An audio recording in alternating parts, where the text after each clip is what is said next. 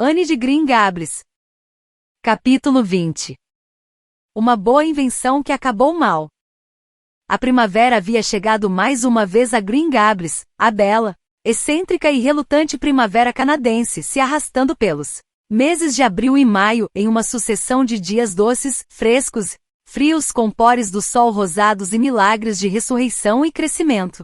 Os bordos na vereda dos apaixonados estavam cobertos de brotos vermelhos, e samambaias pequenas cresciam em torno da bolha da dríade. Lá em cima, nas terras pantanosas atrás da propriedade do Sr. Silas Sloane, as flores de maio desabrochavam como estrelas perfumadas cor-de-rosa e brancas, sob as folhas marrons. Todos os meninos e meninas da escola passaram uma tarde dourada colhendo-as, e voltaram para casa, no crepúsculo claro e agradável, com braços e cestos cheios de galhos de flores.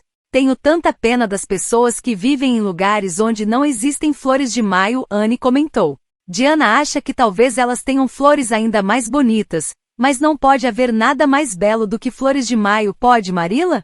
E Diana também falou que se essas pessoas não sabem como são as flores de maio, consequentemente não sentem sua falta. Porém, eu penso que essa é a pior parte de todas. Acho que seria trágico, Marilla, não saber como são as flores de maio e não sentir a falta delas. Sabe o que penso que as flores de maio são? Acho que elas devem ser as almas das flores que morreram no verão passado e que aqui é o paraíso delas. Marilla, hoje nós nos divertimos esplendidamente.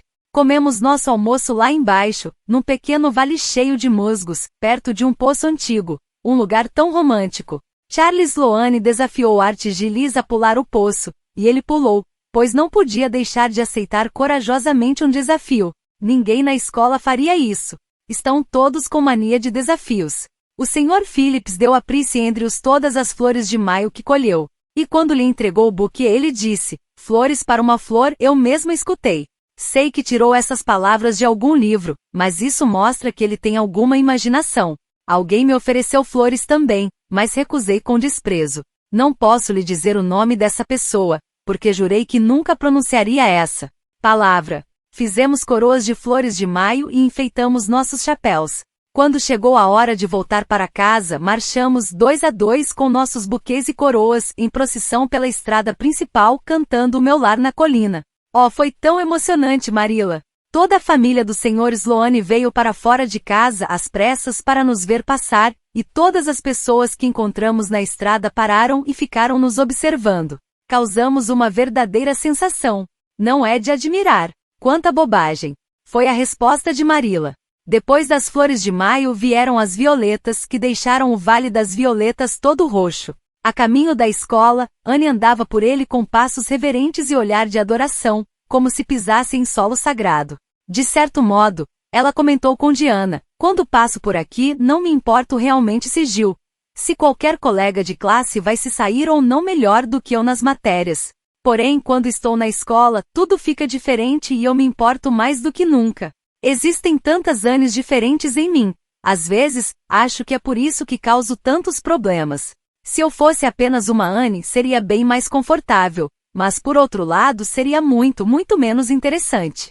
Certo fim de tarde de junho, quando os pomares estavam novamente cheios de flores rosadas, as rãs cantavam docemente nos pântanos próximos ao Lago das Águas Brilhantes e o ar estava cheio do sabor dos campos de trevos e dos bosques de abeto balsâmico. Anne estava sentada perto da janela de seu quarto. Tinha ficado estudando suas lições, mas por fim já estava muito escuro para ler, então ela mergulhou em devaneios, olhando para além dos galhos da Rainha da Neve, novamente coberta de tufos de flores. Em todos os seus aspectos básicos, o pequeno quarto do sótão estava inalterado. As paredes eram tão brancas, a almofada de alfinetes tão dura e as cadeiras tão formais e rígidas quanto sempre foram. Entretanto, a atmosfera do cômodo havia mudado. Era como se o quarto tivesse assumido uma nova personalidade, estava repleto de vida e jovialidade, e isso independia da presença de livros escolares, vestidos, fitas e até mesmo do jarro azul rachado, cheio de flores de macieira que estava sobre a mesa. Parecia que todos os sonhos de sua sensível ocupante, estivesse ela dormindo ou acordada, tinham assumido uma forma visível, embora não material, e tivessem enchido o cômodo com esplêndidos lençóis transparentes de arco-íris e luar. Foi naquele momento de devaneio de Anne que Marilla entrou apressada, trazendo nas mãos alguns aventais escolares da menina, os quais tinha acabado de passar, pendurou-os em uma cadeira e se sentou com um breve suspiro. Durante a tarde, ela havia tido uma de suas enxaquecas, e embora a dor já houvesse passado, Marilla se sentia fraca e exausta como ela mesma definiu. Anne lhe dirigiu um olhar de pura compaixão. Sinceramente, eu gostaria de ter sentido a dor de cabeça em seu lugar, Marilla. Pela senhora eu teria enfrentado a enxaqueca alegremente. Acho que contribuiu com sua parte quando fez os trabalhos da casa e me deixou descansar, Marilla respondeu. Você parece ter se saído razoavelmente bem e cometeu menos erros do que habitualmente. Claro que não era exatamente necessário engomar os lenços de Matthew. E a maioria das pessoas, quando põe uma torta no forno para esquentar, tiram e comem a torta quando ela está quente, em vez de deixá-la queimar totalmente. Mas é evidente que esse não é seu modo de agir. As dores de cabeça sempre deixavam Marilla um pouco sarcástica. Oh, sinto muito mesmo, Anne se desculpou constrangida. Depois que pus a torta no forno, não pensei mais nela até agora, apesar de ter sentido instintivamente que estava faltando alguma coisa na mesa do almoço. Eu estava firmemente decidida, desde que a senhora me encarregou das tarefas hoje de manhã, a não imaginar nada, a manter meus pensamentos presos aos fatos. Fiz tudo certo até pôr a torta no forno. No momento seguinte fui vencida por uma tentação irresistível de imaginar que eu era uma princesa encantada, presa numa torre solitária, e que um cavaleiro lindo estava vindo me salvar, montado em seu belo cavalo negro, como carvão. Foi por isso que me esqueci da torta. Não sabia que engomei os lenços. Durante todo o tempo em que estava passando as roupas, tentei pensar no nome para a nova ilha que Diana e eu descobrimos no riacho. É o lugar mais deslumbrante, Marilla. A ilha tem 2 árvores, são 2 bordos, e o riacho corre em torno dela.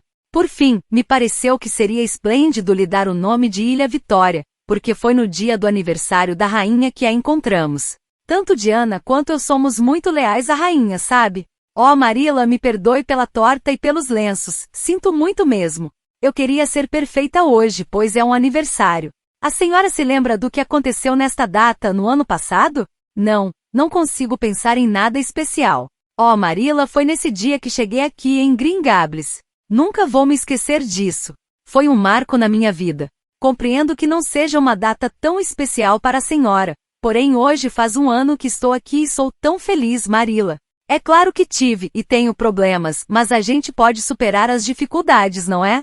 A senhora está arrependida de ter ficado comigo, Marilla? Não posso dizer que me arrependo, respondeu Marilla, que às vezes se perguntava como pôde viver antes de Anne vir morar em Green Gables. Não estou exatamente arrependida. Anne, se já terminou suas lições, quero que vá depressa à casa da senhora Belry e lhe pergunte se ela pode me emprestar o molde do avental de Diana. Oh, está escuro demais, Anne se queixou. Escuro demais?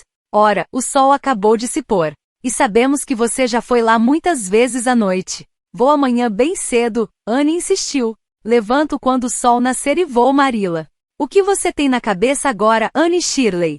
Quero molde para cortar seu avental novo esta noite. Vá imediatamente e volte logo. Então vou ter de ir pela estrada principal, disse Anne pegando relutantemente seu chapéu. Se for pela estrada, vai gastar meia hora a mais. Qual é o problema, Anne? Não posso atravessar o bosque assombrado, Marilla, Anne argumentou, aflita. Marilla arregalou os olhos. Bosque assombrado? Você ficou doida, menina? Que história é essa de bosque assombrado? É o bosque de abetos perto do riacho, Anne sussurrou. Misericórdia! Não existe bosque assombrado em lugar nenhum desse mundo. Quem andou te falando esse absurdo? Ninguém, Anne confessou. Diana e eu simplesmente imaginamos que aquele bosque era assombrado. Todos os lugares por aqui são tão comuns. Apenas inventamos isso para nos divertirmos. Tudo começou em abril. Um bosque assombrado é um lugar muito romântico, Marilla. Escolhemos a mata de abetos porque ela é bastante sombria. Oh! Imaginamos as coisas mais apavorantes. Tem uma mulher vestida de branco que caminha pela margem do riacho mais ou menos a essa hora da noite, apertando as mãos e soltando gritos de dor aterrorizantes. Ela aparece quando vai haver uma morte na família. E o fantasma de uma criancinha assassinada assombra a região do retiro silvestre. Ela se arrasta atrás de você e coloca seus dedos gelados na sua mão, assim. Oh, Marilla, sinto arrepios só de pensar nisso. Tem um homem sem cabeça que anda pela trilha para cima e para baixo, e esqueletos que nos encaram furiosos por entre os galhos. Oh, Marilla, eu não atravessaria o bosque, assombrado no escuro por nada nesse mundo. Tenho certeza de que seres brancos sairiam de trás das árvores e me agarrariam. Será que alguém um dia já ouviu tamanho absurdo? Exclamou. Marilla, que tinha escutado tudo emudecida pela perplexidade. Anne Shirley, está querendo me dizer que acredita em todos esses disparates perversos que são frutos de sua própria imaginação? Não acredito exatamente, Anne hesitou. Pelo menos não. Acredito durante o dia. Mas depois que escurece, Marilla, é diferente. É à noite que os fantasmas circulam. Não existem coisas como fantasmas, Anne. Oh, existem sim, Marilla. Anne exclamou, inquieta. Conheço. Gente que já viu. E são pessoas respeitáveis. Charles Sloane contou que certa noite a avó dele viu seu avô tocando as vacas para casa. E ele tinha sido enterrado um ano antes. A senhora sabe que a avó de Charles Sloane não mentiria sobre isso por nada, não sabe? É uma mulher muito religiosa. E o pai da senhora Thomas foi perseguido uma noite por um carneiro em chamas, com a cabeça cortada e pendurada por uma tira de pele. Ele disse que sabia que era o espírito de seu irmão, e que aquilo era um aviso de que ele ia morrer dentro de 9 dias. Isso não se confirmou, mas ele morreu. 2 anos depois. Então era mesmo verdade. E Ruby Gillis falou que... Anne Shirley, Marilla interrompeu a menina bruscamente. Nunca mais quero ouvir você falar essas coisas de novo. Tenho tido minhas dúvidas sobre essa sua imaginação, e se esse é o resultado dela, saiba que não vou tolerar essas ideias. Você vai imediatamente até a casa da senhora Belry, e vai passar por aquele bosque de abetos, simplesmente para que isso lhe sirva de lição e advertência. E nunca mais me deixe ouvir outra vez sequer uma palavra sua sobre bosques assombrados. Anne podia chorar e implorar o tanto que quisesse, e foi o que ela fez, pois seu terror era totalmente verdadeiro.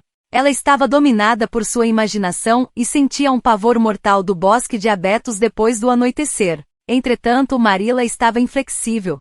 Ela conduziu a trêmula inventora de fantasmas até a nascente do riacho e mandou que ela atravessasse imediatamente a ponte e, em seguida, a sinistra moradia de homens sem cabeça e mulheres de branco que gritam horrivelmente. Oh, Marilla, como pode ser tão cruel? Anne soluçou. Como se... Sentiria se uma coisa branca me agarrasse e me levasse embora? Vou correr esse risco, Marilla falou insensível. Você sabe que... Sempre faço o que digo. Vou curar você dessa mania de imaginar que há fantasmas em certos lugares. Agora, siga adiante. Anne seguiu ou melhor dizendo, cambaleou pela ponte e percorreu, tremendo o escuro e horripilante caminho à sua frente.